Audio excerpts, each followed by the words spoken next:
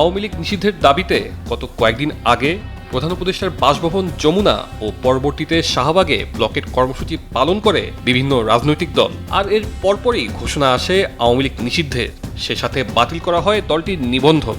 এমন অবস্থায় বাংলাদেশের রাজনীতিতে তৈরি হয়েছে নতুন পরিস্থিতি, নতুন হিসেব নিকেশ। কার হলো লাভ আর কার হলো লোকসান, বিভিন্ন দলের মধ্যে সেই হিসেব চলছে বেশ জোরে সোরেই। এবার চলুন জেনে আসি লাভ লোকসানের হিসেব নিকেশ।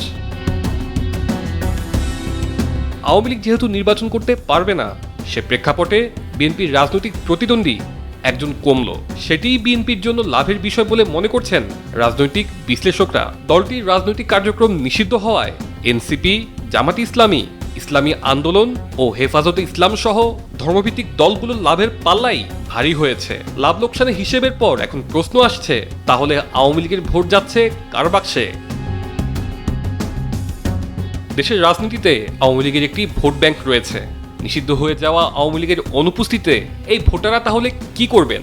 এই ব্যাপারগুলোতে বিএনপি, জামাত ইসলামী এবং এনসিপি নজর রাখছে।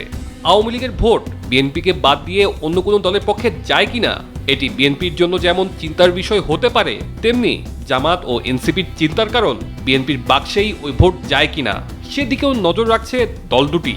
তবে যাই হোক না কেন, নতুন এই সময়ে রাজনৈতিক দলগুলো আওয়ামী লীগের ভোট নিজেদের পক্ষে টানার চেষ্টা করবে, এমনটাই মনে করা হচ্ছে। পরিস্থিতি যখন এমন অবস্থা, তখন রাজনৈতিক মোড় নিতে পারে কোন দিকে? রাজনৈতিক পট পরিবর্তনের পর থেকেই নানা সমীকরণের ব্যাপারগুলো উঠে আসছিল।